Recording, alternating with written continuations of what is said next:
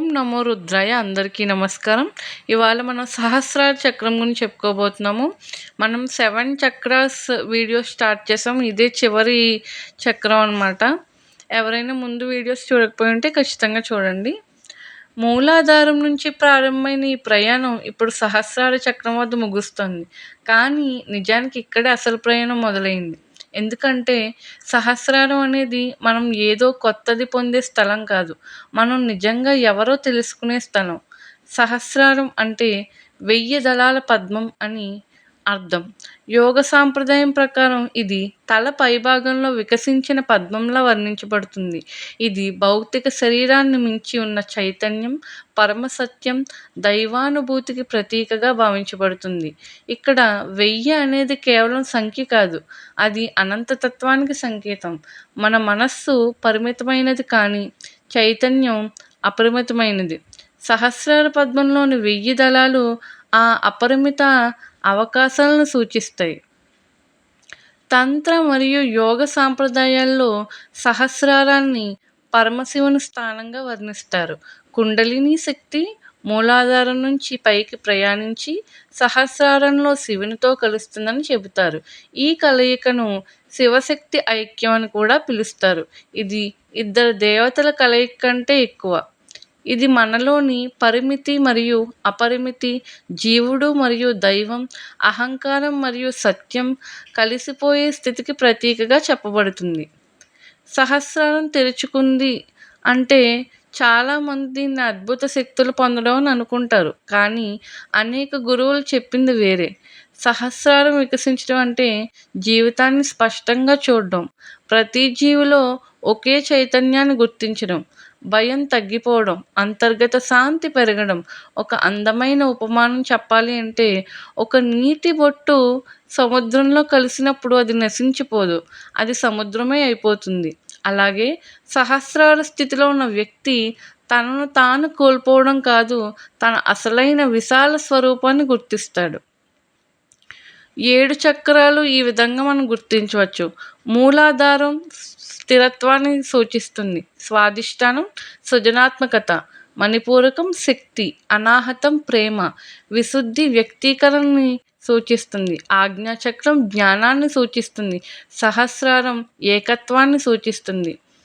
ఈ 7 చక్రాలు వేరువేరు గమ్యస్థానాలు కావు, అవి ఒకే ప్రయాణంలోని 7 మెట్లు.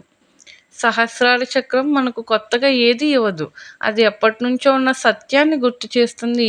మూలాధారం నుంచి సహస్రారం వరకు చేసిన ఈ ప్రయాణాన్ని చివరికి మనల్ని మన దగ్గరికే తీసుకువస్తుంది.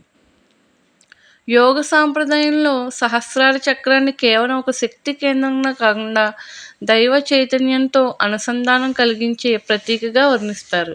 దైవ చైతన్యం అంటే ఆకాశంలో ఉన్న ఎక్కడో ఉన్న శక్తి కాదు, సమస్త సృష్టిలో వ్యాపించి ఉన్న పరమ చైతన్యం.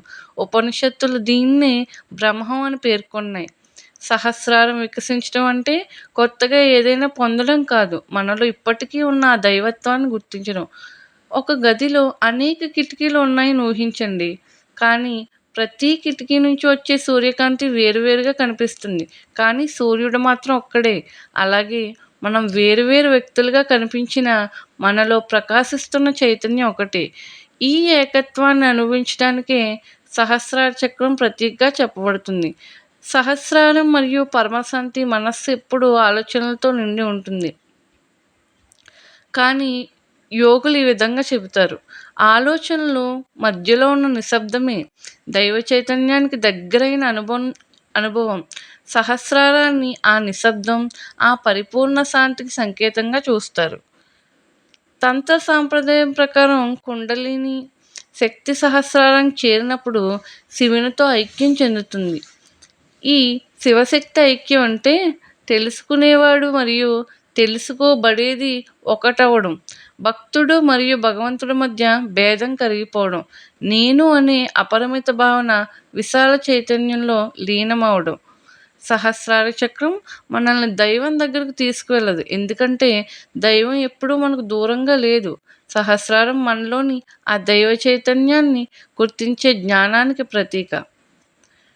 ఇది తల భాగంలో ఉంటుంది. 1000 రేకుల తామర పువ్వు ఈ యొక్క సహస్రారం గుర్తుగా చెబుతారనమాట.